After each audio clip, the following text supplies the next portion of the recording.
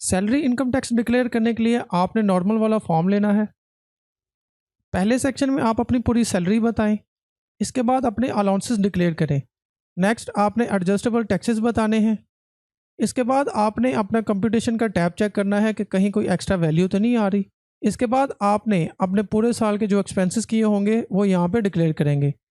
Next आपने अपने पूरे साल के एसेट्स एंड लाइबिलिटीज़ बतानी है जो डिफरेंट नेचर्स की होंगी, डिफरेंट टाइप्स की होंगी। इसके बाद फाइनली आपने अपने इनकम, एक्सपेंसेस एंड एसेट्स को यहाँ पे रिकनसाइल करना है कि कोई भी वैल्यू यहाँ पे नेगेटिव या पॉजिटिव में बाकी ना रहे। फाइनली आपने वेरिफिकेशन के टैब पे जाना है और अस्सलाम वालेकुम and welcome to another video. दोस्तों, इनकम टैक्स रिटर्न 2022 की सबमिशन शुरू हो चुकी है एंड इस वीडियो में आप salary income tax return file करने के बारे में जानेंगे। तो टैक्स रिटर्न 2022 की सबमिशन करने के लिए पहले आपको कुछ डॉक्यूमेंट्स रिक्वायर्ड होते हैं इस टैक्स रिटर्न को कंप्लीट करने के लिए, जिनकी डिटेल आपको इस वीडियो में मिल जाएगी। इसको देख लीजिएगा, इसका लिंक नीचे वीडियो के डिस्क्रिप्शन में मौजूद है। तो चलिए टैक्स रिटर्न फाइल करना शुरू करते हैं। सबसे पहले यहाँ पे आके आपने IRIS लिखना है और ये जो पहली वेबसाइट आएगी FBR IRIS पोर्टल, इसको ओपन कर लेना है। यहाँ पे आके आपने सिंपल अपने NIC और पासवर्ड के साथ जो आपने NTN बनाते वक्त आपने क्रिएट किया था उसके साथ यहाँ पे लॉगिन कर लेना है। लॉगिन करने के बाद आपने अपनी वेरिफिकेशन पिन जनरेट कर लेनी है, क्योंकि आई एम श्योर कि आप अपनी पिन भूल चुके होंगे एंड टैक्स रिटर्न की वर्किंग करते हुए आपको वर्किंग वाला फॉर्म बंद करके पिन जनरेट करनी पड़ेगी। तो बेटर है कि आप पहले ही जनरेट कर लें। पिन जनरेट करने के लिए आपने चेंज पिन पे क्लिक करना है। यहाँ पे कोई भी मिनिमम 4 हिस्सों की आप अपनी पिन जनरेट करके इसे ओके कर दें, आपकी पिन जनरेट हो जाएगी। टैक्स रिटर्न को फाइल करने के लिए हम जो फॉर्म लेते हैं उसके लिए आपने ये डिक्लेरेशन के टैब पे आना है और यहाँ पे आके आपने नॉर्मल रिटर्न वाला फॉर्म लेना है, क्योंकि अगर आपकी कोई डाइवर्स किस्म की भी इनकम होगी तो वो नॉर्मल रिटर्न फॉर्म में कवर हो जाएगी। और यही मैं हमेशा कहता हूँ कि आपने नॉर्मल रिटर्न वाला फॉर्म लेना है, क्योंकि यही सबसे बेस्ट है।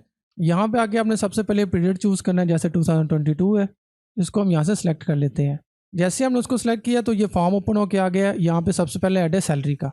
यहाँ पे एक बड़ी इंपॉर्टेंट चीज़ है जो मैं आपको आगे चल के बताता हूँ, मगर उससे पहले आप ये जानिए कि जैसे ही आप यहाँ पे आ जाएंगे तो यहाँ पे आके आपने ये previous return, import previous return का बटन दबाना है। इसको दबाने से क्या हुआ, इसको दबाने से ये हुआ कि जितने भी पिछले साल की आपकी वैल्यू थी, खास करके आपके वेल्थ स्टेटमेंट में, वो ये पिक करके इस करंट ईयर में ले आया है और अब आपने इसको अपने करंट ईयर की वैल्यू के साथ चेंज करना है।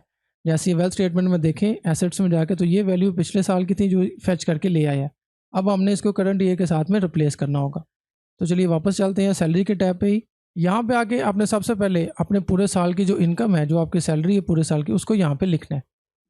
मिसाल के तौर पर मैं लिखता हूँ टोटल सैलरी जितनी बनती है यहाँ पे।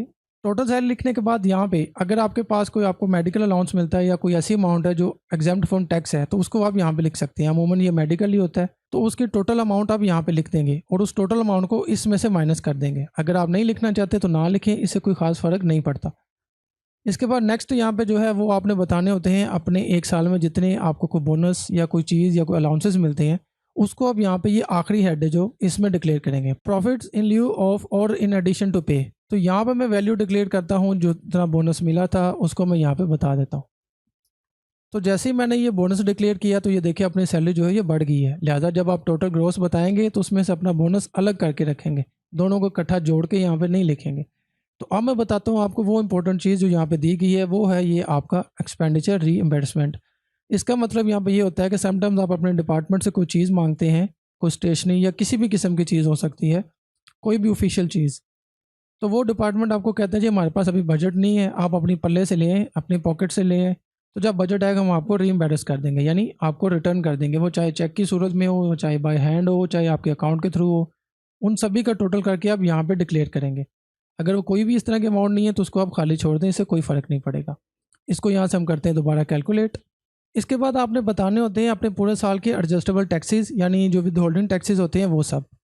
अब यहाँ से मज़ीद आगे बढ़ने से पहले मैं आपको बताना चाहूँगा कि हमने टैक्स रिटर्न की तमाम कैटेगरीज के लिए एक comprehensive income tax master course design किया है, जिसमें आपको A to Z from start to finish in depth knowledge provide किया जाएगा। तो कोर्स को अवेल करने के लिए नीचे दिए हुए लिंक को क्लिक करें एंड फॉर्म सबमिट कर दें। इस कोर्स के डिटेल्स के लिए वेबसाइट और यूट्यूब वीडियो के लिंक्स भी नीचे मौजूद हैं, वहां डिटेल्स देखकर भी फॉर्म सबमिट किया जा सकता है। तो यहाँ आगे एडजस्टेबल टैक्सेस में सबसे पहले तो आपने आपकी सैलरी के अगेंस्ट जितना टैक्स दिया होता है तो वो टैक्स आपने यहाँ पे लिखना होता है। तो टैक्स आपने किस तरह से देखना है कि आपको पूरे साल में कितना पड़ा है, उसके लिए आप ये अपनी सैलरी स्लिप देखें और सैलरी स्लिप पे देखें तो आपके सामने यहाँ पे ये एक टोटल अमाउंट दी होती है आपकी टोटल साल की सैलरी के अगेंस्ट, और ये होती है आपकी जून की। हमेशा जो आपका जून होगा किसी भी साल का, जैसे ये 2022 है, तो जून 2022 की जो सैलरी स्लिप होगी वहाँ पे लिखा होगा नीचे कि टोटल आपने कितना पे किया है, और वही आप यहाँ पे लिख देंगे। और अगर आप इसको कैलकुलेट करना चाहें तो जैसे ही आप यहाँ पे कंप्यूटेशन के टैब पे आएंगे तो ये देखें, जितनी आपने टोटल सैलरी बताई थी पीछे, उसके अगेंस्ट ये टोटल, ये आपका टैक्स बना हुआ है। अगर आप इसको कैलकुलेट करना चाहो कि यहाँ पे उन्होंने किस हिसाब से कैलकुलेट किया है, तो मैं ये फॉर्म दे रहा हूँ आपको, इसको भी देख लें, इसके हिसाब से भी आपको अंदाज़ा हो जाएगा कि आपको कितने % टैक्स पड़ेगा। और अगर आप खुद से कैलकुलेट करना चाहें तो हम इसको कैलकुलेट करके भी मैं आपको दिखा देता हूँ। स्क्रीनशॉट के लिहाज से तो आपको 6 लाख से 12 लाख के दरमियान में 5% टैक्स देना है आपने। तो 5% टैक्स हम किस तरह से कैलकुलेट करेंगे, यानी ये 6 लाख से कितनी ज़्यादा अमाउंट है, ये 6 लाख से है 1,92,761, और इसका अगर हम 0.5% निकालें तो ये देखें 9638 बना, और यहाँ पे भी उसने 9638 दिया हुआ है, यानी ये कैलकुलेशन बिल्कुल ठीक करके ला रहा है 5% के हिसाब से। इसको हमने यहाँ से करना है कॉपी, वापस चलना है एडजस्टेबल टैक्सेस में, और यहाँ पे आके ये जो है head salary of employees under section 149, इसके ऊपर यहाँ पे हम इसको पेस्ट कर देंगे, और यहाँ से हम करेंगे कैलकुलेट। ये यहाँ पे आ गया। अब हम जब कंप्यूटेशन पे जाके देखते हैं तो ये देखिए नीचे ये विदहोल्डिंग टैक्स के सामने आ चुका है, यानी आपके सैलरी के अगेंस्ट जितना टैक्स बन रहा था आपका वो आपने पे कर दिया। अगर आपने ज़्यादा किया होता तो यहाँ पे ये नीचे रिफंडेबल में आ जाता। अगर आपने कम किया होगा तो एडमिटेड इनकम टैक्स के सामने आ जाएगा, जो आपको पहले पे करना होगा और फिर आप सबमिट कर पाओगे। एडमिटेड इनकम टैक्स और रिफंडेबल इनकम टैक्स के बारे में भी कंप्लीट वीडियोस मेरे चैनल पर मौजूद हैं, जिनके लिंक वीडियो डिस्क्रिप्शन में है, आप वो भी देख सकते हो। चलिए वापस एडजस्टेबल टैक्सेस पे चलते हैं। तो आपके सैलरी पे जितना टैक्स था वो आपने डिक्लेयर कर दिया। अब चलते हैं नीचे बाकी टैक्सेस की तरफ। तो यहाँ पे जो मोस्ट इंपॉर्टेंट आपके रेलिवेंट है मैं वो बताता हूँ आपको, जिसमें है सबसे पहले cash withdraw from bank, certain banking transactions, motor vehicle fee registration है, उसके बाद मोटर ट्रांसफ़र है, फिर मोटर व्हीकल की सेल है। यानी इन तीनों पे 231B1, B2, B3 इनके अगेंस्ट जितना भी आपने टैक्स पे किया होगा वो आप यहाँ पे लिख देंगे। मिसाल के तौर पर अगर आप मज़ीद डिटेल देखना चाहो तो 231B1, इसको आप इनकम टैक्स ऑर्डिनेंस में जाके सर्च कर सकते हैं और वहाँ पे इसकी डिटेल्स दे सकते हैं आप। नीचे यहाँ पे जो इंपॉर्टेंट एड मजीद आता है आपके सामने वो है इलेक्ट्रिसिटी बिल्स कमर्शियल। आपका अगर कमर्शियल कोई होगा, क्योंकि आप तो गवर्नमेंट एम्प्लॉई हैं तो फिर आप तो कुछ और काम कर नहीं सकते, तो लिहाजा कमर्शियल तो आपके रेलिवेंट नहीं होगा। आपके रेलिवेंट होगा इलेक्ट्रिसिटी फॉर बिल डोमेस्टिक। इस पर आपके पूरा बिल जो एक साल में आपने पे किया उस पर आपने कितना टैक्स दिया होगा उसको यहाँ पे प्लस वाला आइकन दबाएंगे आप। यहाँ पे आप ऊपर उसका बिल का नंबर लिखेंगे, नीचे डिटेल लिखेंगे, वो लेस्को का है, क्या नंबर है उसका लिखना चाहे तो लिख दें, सारी डिटेल उसको यहाँ पे ओके करें। यहाँ पे एक सेल बन जाएगा, उसमें वो वैल्यू डिक्लेयर कर दें। फिर इसके बाद आ जाता है आपका टेलीफोन का bill, cellphone bill, phone unit और इंटरनेट बिल। अब यहाँ पे दो चीज़ें समझने वाली हैं। एक आपका सिर्फ सेलफोन बिल, जो आपके हाथ में आपका मोबाइल है जो आपके नाम पे सिम है, उस पर आप कितना टैक्स देते हो उसको कैलकुलेट करने के लिए ये देखिए मैं आपके सामने एक स्क्रीनशॉट दिखा रहा हूँ। इसमें उन्होंने पूरे साल में जितना लोड करवाया तो उसके ऊपर और टोटल बिल के अगेंस्ट कितना टैक्स कटा है वो मैंशनड है। सिंपल आपने इस वैल्यू को नोट कर लेना है और यहाँ पे आके प्लस वाला आइकन दबाना है। ऊपर आपने अपना मोबाइल नंबर लिखना है, नीचे आपने बता देना कौन सी कंपनी है, यहाँ से आपने करना है ओके। जैसे ही आप ओके करोगे तो ये सेल बन के आ गया। इसमें आपने वो वैल्यू जो है आपकी टोटल वो यहाँ पे डिक्लेयर कर देनी है। तो जैसे वैल्यू आ रही थी 279, और 279 को आपने आगे भी लिख देना ताकि पता चले भी इतना बनता था और उतना ही आपने पे कर दिया। इसके बाद आपने जाना ऊपर, यहाँ पे आके इसको करना है कैलकुलेट, और ये देखें ये इसमें ऐड हो गया यानी एडिशन हो गया, और ये आपने मज़ीद पे किया है। टोटल आप कितना बनता था मगर आपने ये एक्स्ट्रा पे किया है। अब नेक्स्ट आपने ये बताना है कि अगर आपके घर में PTCL का फ़ोन लगा है और उसके ऊपर आपने DSL भी लगवाया हुआ है, तो ये जो इंटरनेट वाला होगा सेक्शन, इसके सामने आपने उस PTCL वाले फ़ोन का नंबर लिखना ऊपर, नीचे आपने लिखना DSL की सर्विस भी है, और PTCL लिख के साथ में आपने ओके करना है। इसी तरह से सेल बन जाएगा, उसमें आपने उसकी टोटल वैल्यू जो होगी वो आपने डिक्लेयर कर देनी है। PTCL का बिल किस तरह से हासिल करना है आपने, उसके ऊपर टैक्स किस तरह से हासिल करना है, इसके बारे में भी डिटेल वीडियो चैनल पर मौजूद है, लिंक नीचे वीडियो डिस्क्रिप्शन में है, आप वो भी देख लीजिएगा। नेक्स्ट यहाँ पे है डोमेस्टिक एयर टिकट चार्जेस, यानी अगर आप पाकिस्तान में एक से दूसरे सिटी में ट्रैवल करते हो तो उस पर कितना कटा है। इसके बाद ये जो सारे हेड हैं ये कोई खास इतने रेलिवेंट नहीं होंगे एक सैलरी पर्सन के लिए, तो आप इनको छोड़ सकते हैं। नेक्स्ट आपने चलना है कंप्यूटेशन के टैब पे, यहाँ पे एक दफ़ा चेक कर लेना कि कोई एक्स्ट्रा अमाउंट वगैरह तो यहाँ पे एंटर नहीं होगी या कोई गलती से तो नहीं आ गई। तो जैसे मैंने आपको पहले बताया था कि हमने टोटल सैलरी के अगेंस्ट जितना टैक्स पे किया था वो हिसाब से यहाँ पे आ गया था। अब हमने क्योंकि एक्सेस जो फ़ोन का टैक्स दिया वो एक्सेस है, तो वो देखिए नीचे यहाँ पे रिफंडेबल इनकम टैक्स में आ रहा है। तो अब आप चाहें तो ये 279 जो है ये आप रिफंडेबल इनकम टैक्स FBR से वापस हासिल कर सकते हैं। ये सारी होगी आपकी सैलरी की इनकम की कैलकुलेशन। नेक्स्ट अब आपने चलना है अपनी वेल्थ स्टेटमेंट को डिक्लेयर करने के लिए। तो उसके लिए आपने सबसे पहले चलना है पर्सनल एक्सपेंसेस पे। अब आपने यहाँ पे अपने एक्सपेंसेस को डिक्लेयर करना होगा पूरे साल के। आप पहले एंटर कर लें, आप बाद में एंटर कर लें, बात एक ही, आप किस तरह से भी कर सकते हो। तो मिसाल के तौर पे यहाँ पे सबसे पहले आपके पास है रेंट, यानी अगर आप रेंट पे रहते हो तो एक साल का कितना रेंट दिया, व्हीकल मेंटेनेंस कितना है, उसके अलावा ट्रैवलिंग पे कितना खर्च किया, इलेक्ट्रिसिटी, वाटर, गैस, टेलीफोन, इन चारों के बिल कितने बनते हैं वो यहाँ पे आप लिखोगे। पीछे आपने एडजस्टेबल टैक्सेस में इनका टैक्स लिखा था, यहाँ पे आप इसकी टोटल वैल्यू बताएंगे। फिर कोई एसेट इंश्योरेंस या सिक्योरिटी ली हुई है तो उसका टोटल कितना पे करते हो एक साल में। मेडिकल अलाउंस कितना था आपका, मेडिकल तो हमेशा ही बहुत ज़्यादा होता है तो वो आप लिखोगे। उसके बाद आपने अपने एजुकेशन पे कितना एक्सपेंस किया वो लिखोगे। व्हीकल मेंटेनेंस पे जितना आता है खर्चा, क्योंकि ये बाइक तो कम से कम चलाता ही है बंदा, अगर किसी की भी चलाई आपके घर में किसी बाइक के नाम पे भी है और वो एक्सपेंसेस आप करते हो उस पर, तो आप यहाँ पे लिख सकते हो। नेक्स्ट, अगर कोई ऐसा खर्चा जो यहाँ पे मेंशन नहीं किया हुआ लेकिन आपको अमाउंट याद है, लमसम मैंने इतनी अमाउंट पे की थी, तो उसको आप यहाँ से लेके इसके सामने other personal house hold expenses इसमें लिख देंगे। मिसाल के तौर पर ये बनती है इतनी, तो मैंने इसको किया कैलकुलेट। अब टोटल देखे तो 4,78,000 हो गया मेरा एक्सपेंस। तो जैसे ही आप ये पर्सनल एसेट्स एंड लाइबिलिटी के पेज पे आएंगे तो यहाँ पे देखिए ये पिछली वैल्यू आ रही है जो मैंने प्रीवियस इंपोर्ट का बटन दबाया था। तो यहाँ पे आ गया। सबसे पहले आपकी एग्रीकल्चर अगर प्रॉपर्टी है तो आपने उसको डिक्लेयर करना है। उसके अलावा अगर आपकी कमर्शियल रेजिडेंशियल प्रॉपर्टी है तो उसको डिक्लेयर करना है। बिजनेस कैपिटल तो आपके रेलिवेंट नहीं है, इसको आप छोड़ सकते हो। इक्विपमेंट नॉन बिजनेस को पड़ा है तो उसको डिक्लेयर करेंगे। एनिमल है आपके घर में नॉन बिजनेस, यानी आपके वो काम तो नहीं आते ज़ाहिर में लेकिन घर में एनिमल तो हैं, उनकी वैल्यू आप यहाँ पे डिक्लेयर करोगे। फिर नेक्स्ट यहाँ पे बड़ा इंपॉर्टेंट हेड होता है, वो होता है आपका बैंक अकाउंट, यानी आपका जो सैलरी अकाउंट है या उसके अलावा भी जितने अकाउंट है उनमें जो क्लोजिंग बैलेंस होगा आपका जून 2022 का, उसको आप यहाँ पे डिक्लेयर करोगे। प्लस वाला आइकन दबाओगे, ऊपर बैंक नंबर लिखोगे, नीचे लिखोगे HBL का है, करंट अकाउंट है कौन सा है, वो लिखने के बाद आप इसको ओके करोगे। इस तरह से सेल बन जाएगा, उसमें आपकी टोटल वैल्यू बता देंगे। फिर अगर आपके पास मोटर व्हीकल मौजूद है यानी मोटरसाइकिल है वो आपके नाम पे है तो उसको आप यहाँ पे डिक्लेयर करेंगे। ये प्लस वाला आइकन दबाएंगे, ऊपर उसका मॉडल लिखेंगे LEW जो भी नंबर होगा, नीचे आप उसकी लिखेंगे होंडा CD70 है, मेट्रो है, कौन सा मेक मॉडल बनता है वो लिखेंगे, उसे ओके करेंगे, यहाँ पे आप डिक्लेयर कर देंगे। नेक्स्ट आ जाता है आपके पास ये प्रीशियस पोजेशन।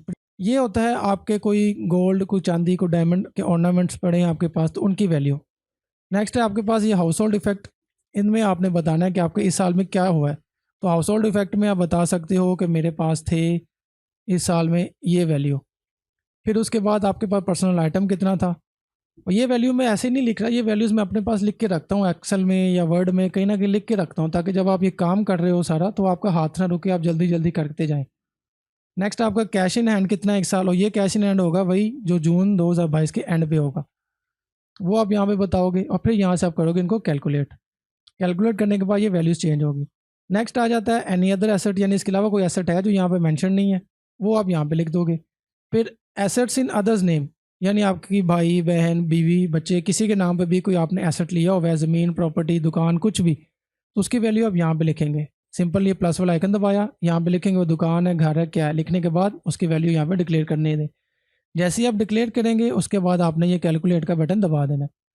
कैलकुलेट दबाने के बाद नेक्स्ट अब बारी आती है कि अब हमने अपनी इनकम एक्सपेंसेस एंड तमाम चीज़ों को यहाँ पे रिकनसाइल करना है।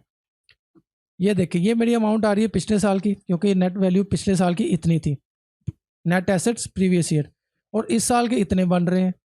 ठीक है, यहाँ पे आके आपने सबसे पहले जो आपने टोटल सैलरी डिक्लेयर की थी अपने कंप्यूटेशन के टैब पे, ये वाली, इसको यहाँ से करना है कॉपी। हमेशा आपने ये वैल्यू लेनी है, रिकनसाइल में आना है और यहाँ पे आपने आके करना है इसको पेस्ट। ये क्या है, ये है जी income declare as per return for the year subject to normal tax, यानी ये नॉर्मल टैक्स मुझे लग रहा है, कोई एग्जाम्पशन वगैरह मुझे नहीं है, लिहाजा मेरा ये नॉर्मल लग रहा है। तो इसको मैं करूँगा यहाँ से कैलकुलेट। तो अभी देखिए ये 6,07,440 ये वैल्यू दे रहा है यहाँ पे। अब देखें तो मेरा टोटल जो एक्सपेंसेस है वो बने हैं 4,78,210, और मेरे जो टोटल एसेट्स हैं वो है 7,56,000, और नीचे देखें तो अभी भी अनरिकनसाइल्ड अमाउंट आ रही है 1,29,230, यानी मेरे जो एसेट्स हैं वो इतने लाख से कम है। अभी मुझे अपने एसेट्स को 1,29,230 के हिसाब से बढ़ाना पड़ेगा। तो बढ़ाने के लिए मैं यहाँ पे सिंपल ये ऐड कर देता हूँ 5, इसको मैंने 5 किया, तो आपको समझाने के लिए मैं कर रहा हूँ, ये देखें ये 1 लाख कम हो गया। लेकिन क्योंकि वैल्यूज़ बिल्कुल ठीक ली हैं मैंने, एक्सपेंसेस में आप ऊपर नीचे मैं कर सकता हूँ अपनी वैल्यूज़ को, ताकि इसको बैलेंस किया जा सके। अभी ये देखिए, जैसे मैंने उसको बढ़ाया था बढ़ गया। अभी मैं एक्सपेंसेस को जाऊँ और एक्सपेंसेस को जाके यहाँ पे मैं कर दूँ 4। अब क्या होगा भला बताएं?